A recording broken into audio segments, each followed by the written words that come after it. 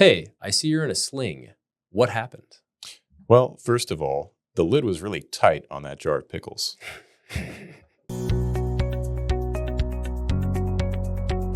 Welcome back to the Gillett Health podcast, where we give you tools to develop a balanced approach for health. I'm Dr. Kyle Gillett. And I'm James O'Hara, nurse practitioner. If you've been watching the podcast, you may have seen me in a sling intermittently. And today we're going to be talking about that and what happens when you wear a sling for attention. Actually, that's not the case. I'll ask my doctor, what happened to me? Yeah, I assume this was from you trying out CrossFit and then just your ego got the best of you. Yeah, I don't do CrossFit, and now I probably never will. Actually, that's a lie. I've done Wait a CrossFit second. 4 times. I thought you did this bench pressing. That's right. And CrossFitters are notoriously poor at benching. None of them can bench more than 225. And bench pressers are notoriously poor at CrossFit. Yes, they are. So, I wish this was ego lifting and a cool story. It'd be a lot cooler to say that you tore your pec benching 500, then tore your pec doing a set that's like RPE 6 or 7. But I tore pec, flat bench pressing, a set, an RPE of 6, 7. And I usually don't do flat bench press, which is kind of frustrating. I usually do incline dumbbell bench because it feels better for my joints. It's a better range of motion, probably better for muscle growth. But a busy gym led me to make a grave mistake. Yeah. And I actually do flat barbell bench pretty regularly. I feel like my training adaptation to it over the years of doing that has been relatively good. The downside is I'm not super balanced. So there's a lot of other benefits to doing more incline bench and dumbbell bench. But I think a lot of this isn't really anybody's fault.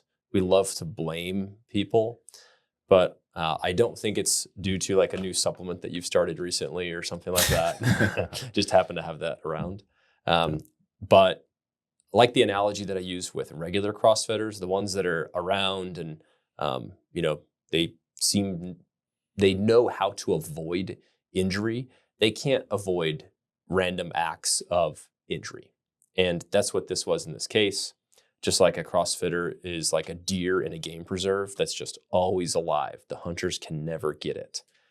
You rarely cross into the game preserve, but you still incurred an injury. Yeah, I'm the deer that tore his pec tiptoeing off the game preserve. It's I'm going to get away from those guys. Those guys are going to get injured.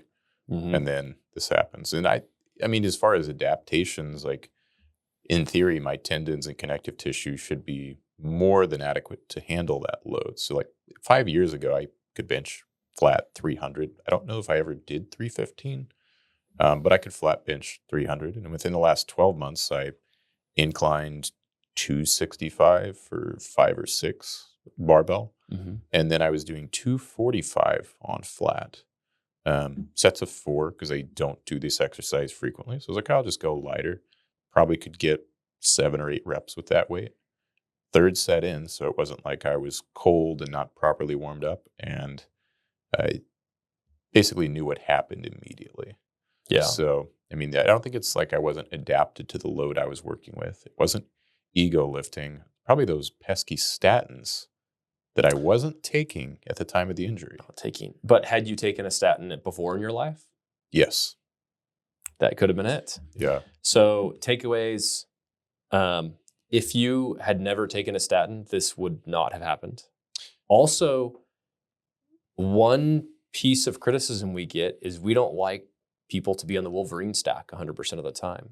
So if you had been on BPC 157, TB 500, and a GHRP all the time, preventively, we just like to use them to heal injury and for recovery. I wonder if you're on that now. Can I ask you that publicly? Yeah, I'm not even on the full Wolverine stack now, but I kind of think of it like a pie chart. I think it would be unreasonable to blame the injury on taking statins for 4 or 5 years, something like that. But I also think it would be equally unreasonable to say that statins had 0% effect on anything, because there are a lot of case reports of tendon rupture with statins. Yep. So if it's a pie chart, I don't know, maybe it's a couple % of the reason. If if only there was a lipid-lowering therapy that decreased your risk of ASCVD and was not associated in any way with tendon rupture or tendinopathy. I wonder if my primary care doctor has heard of that. Yeah, Anyway, that's a little bit of a teaser. it's called ezetimibe, by the way. Yeah. That's the only one. Anyways, so you're on partial Wolverine stack. If you were preventively on this stack before this ever happened, even though I don't think you had any overuse injury or anything, any warning going into this, if you had been on peptides and stem cells, would this have happened? It's impossible to say. It's a thought that's crossed my mind. Like, oh, what about like a prophylactic course of BPC TB500? Once a year? Yeah. I mean, it's hard to say. Possibly. The connective tissue would have been fortified. Possibly. I would have torn it and then woke up fully healed the next day. We don't know. Mm-hmm. Yeah, I suppose if someone is super strong and they're starting an activity like CrossFit or even a sport like basketball, although not many people start basketball for the first time. Like a bodybuilder that after 30 wins years. the Olympia, retires, and decides to go play basketball. Yeah.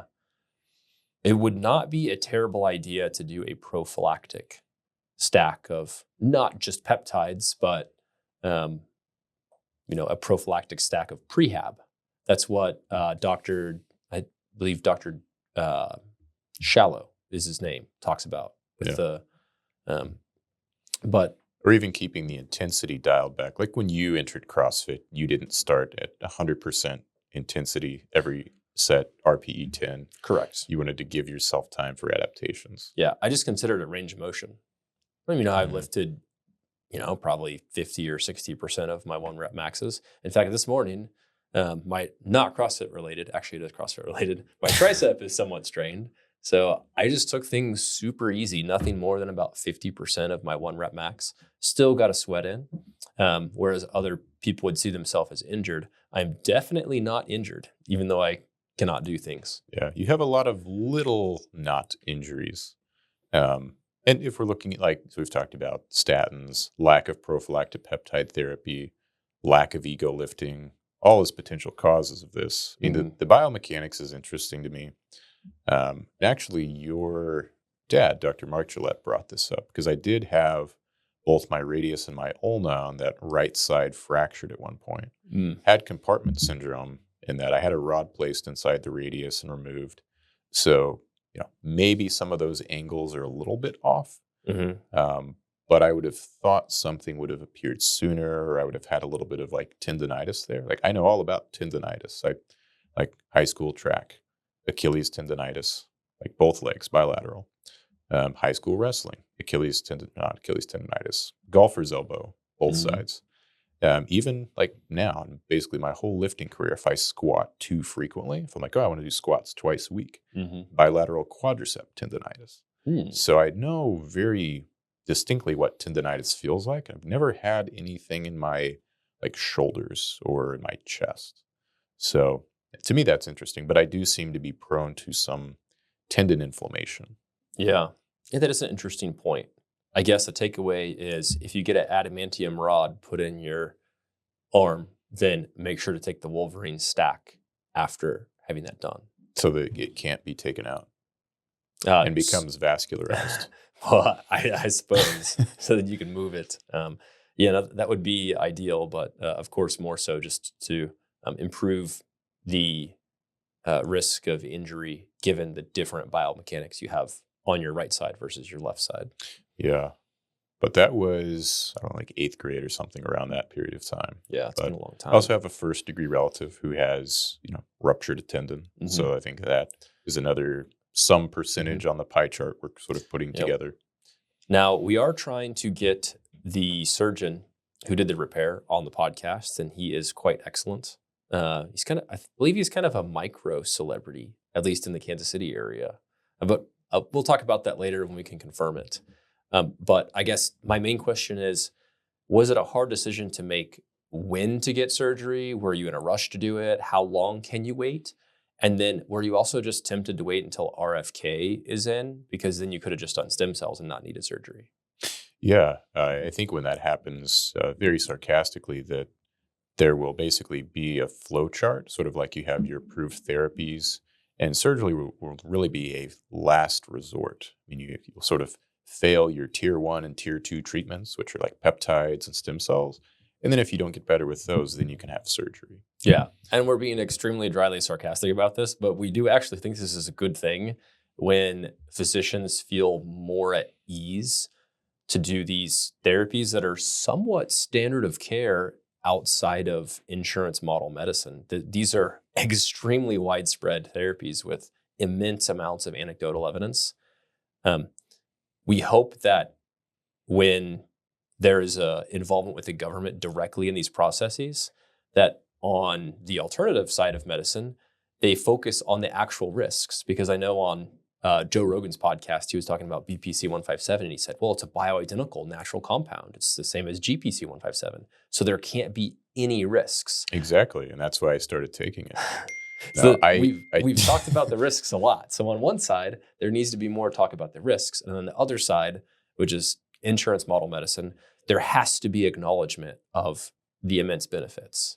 Yeah, it has to be sort of a two-way street. And my stack for people interested is BPC 157, 60 shots in 60 days at 500 micrograms, not 5,000 micrograms, as may have been mentioned on a recent large podcast. And then TB 500, 2 milligrams twice a week for, it probably will be like 7.5 weeks, just under 60 days. Mm-hmm. No growth hormone. I don't have a need to really push up my IGF-1. It's already pretty good. And I don't know, probably took 2 or 3 shots of a GHRP in the past for a tweak. And it seemed to make my sleep objectively worse. So I figure while I'm rehabbing, I'd like to have the best sleep possible. And as far as your former question about like the surgery planning out, fortunately, I was able to get in for an MRI quite quickly and figure out, like, I'd assumed that it was torn off the bone, which is a much easier repair. I'd already talked to a surgeon the day before I got the MRI. He was like, oh yeah, you re-anchor it to the bone, get you put back together, pretty standard thing. And then I was scanning my MRI report and I saw myotendinous. That was like the first word that jumped out to me. And that's where you tear this, not the tendon off the bone, but sort of have this feathering and tearing of the place, the sort of gray area between the muscle and the tendon. Sometimes there's a tiny bit of tendon left on the muscle. If I recall right, I think my op note says there was essentially no tendon left on the muscle. Mm-hmm. So there may have been like a sliver, but not enough to anchor sutures and that kind of thing. Yep. So I have some cadaver parts in there. I think it was right at about 3 weeks post-tear when I had my repair done, which I assume you want to wait for swelling and these sorts of things to go down anyway. But the literature would suggest that within 6 weeks, you want to get in. 6 to 12 is still okay, but beyond that, you tend to have some pretty significantly worse outcomes. But I have seen there's some cases where people will go back and get these repaired even years later. But I wouldn't recommend that. And honestly, the textbook answer for this sort of injury is that you don't generally surgically fix it if it's the myotendinous, because it's more complicated. And for the general population, risk benefit, most of them are not that athletic to where they're going to be missing that form and function and ability and strength. Mm-hmm. But, if you have someone who has an interest in being like athletic and returning to baseline, or maybe someone plays for a sports team and it's a job requirement, then that's when you have a discussion with the risks and benefits with your surgeon, which, to the physician's credit, he did mention the risks during the visit. I mean, this was a top-notch by like all experiences that I've had, and I was able to get it repaired. So now I've got a cadaver part in there. I thought it was a tendon, but it's actually something called a graft jacket. Yeah, with some biosynthetic material as well. I have a decent amount of questions about that. Yeah, so I'm interested in how it compares with like tensile strength and elasticity compared to the native tendon there. It was, I think it was still called a partial tear, but the majority of my pec was retracted to the middle. So I don't know if partial is like 50-50 or 90% 90-10. Yeah. And then I don't know, the partial tear seemed like it was a bit of a underestimate, but then when you see like the word hemorrhage, like intramuscular hemorrhage, to me that seems a little bit dramatic. Yeah. Like reading through the report, it's like, okay, yeah, there was some bleeding into the like muscle area, but hemorrhage is like, I think of like a large volume of blood. I mean, I don't know, we can put some photos of the injury up and look at those. Like you think you've had a good chest pump, but you've never had like an intramuscular hemorrhage type pump until now. So if you look at the right side there, it's on our left actually. You can see it's already significantly larger. This was probably, I don't know, an hour or so after the injury occurred. Yeah, that's pretty quick. Nice pump. The next one. So that, of course, you have the injury and you go to sleep and think, oh, maybe I'll wake up tomorrow and it's not going to be bruised. And then I woke up tomorrow. There is definitely bruising. And there was bruising. Pretty quick. The next day. Down the arm. So then there is, I don't know, probably a week and a half afterwards. There's some bilirubin. There's some biliverdin. Turning all sorts of colors. Yep. Verde would be the green part. And then there's, I don't know, it's probably a 4 or 5 inch incision there where they got things reattached. You notice I just get hairier and hairier through this progression. You're dutasteride deficient. Good deal. Well, I think that pretty much covers it. Only other things I had to ask is basically how you stay in shape while injured, which we could talk about some in the future, but do you want to touch on that a little bit now? Yeah, and you sort of alluded to this. You said you go in and you're doing 50%. So you get your heart rate up, get a good sweat in, feel good. Basically, as soon as I was cleared to sweat, that was my specific question for my wife to ask the surgeon. It's like, hey, when can he like sweat again, like cardio, get some movement in?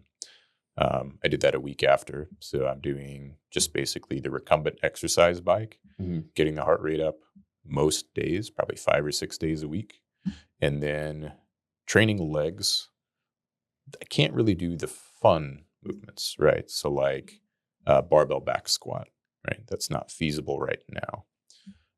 But kipping pull-ups, headstand push-ups, your favorite. Yeah, that's right. No, but doing some unilateral upper body work to minimize atrophy there, because I'm not single arm headstand push-ups. Exactly. I'm not deep enough into the influencer space delusion that I think I can just take some omegas and sit in a sauna for the next 3 months and not lose any size. Because you'll hear people make these claims about hyperbaric oxygen, things being anti-catabolic and preventing muscle loss when you're not mobile. And I still would like to train. So I'm going to train unilateral upper body, train legs once or twice a week. Volume is going to be down. Weights is going to be moderate because there's not a point to try and progressive overload upper body. It doesn't take much volume to maintain. So we'll see what that looks like. In all seriousness, if we had a hyperbaric oxygen in clinic already, would you utilize that as part of the healing recovery for this? I know if it was a superficial wound or whatnot, you certainly would, but would you? Yeah, I think so. Better tissue oxygenation and, not necessarily the blood flow, although the collagen matrix, the skin graft in there, actually can incorporate vasculature over time. So it essentially replaces the tendon. It's probably just a less good version of a tendon is what my initial instinct is. Interesting. But it becomes vascularized. Yeah. Since it can be vascularized, do surgeons do PRP for this? Or perhaps we can ask your surgeon. Yeah. I asked at the follow-up appointment, saw a PA there, and they were going to defer to the physician. They said, I don't know. They said, come and ask at like 3 months and then figure out if that's something you want to put in there, which I plan to long-term. So I think that's not going to hurt anything, but maybe not while it's in a more delicate stage of healing, if that makes sense. But would utilize hyperbaric oxygen if we had it as a resource. We have PRP as a resource, which I'm interested in using to speed up the recovery as well. Well, that's good. I think that's a good summary of the stack and whatnot. So this is obviously a Stryker product, so I guess we can blame them if it doesn't go perfectly well. Definitely not to do with your very active state. But yeah, you become more and more of a cyborg every day. So at some point, I hope to Or maybe I don't hope to join you. Maybe just Neuralink. Neuralink. Yeah. Anyways, as always, write questions and comments in the sections below, whether they're good, bad, or ugly. We like to read all of them, and it helps the algorithm. Absolutely. Thank you so much for your time. Thank you for watching. May God bless you with health and happiness.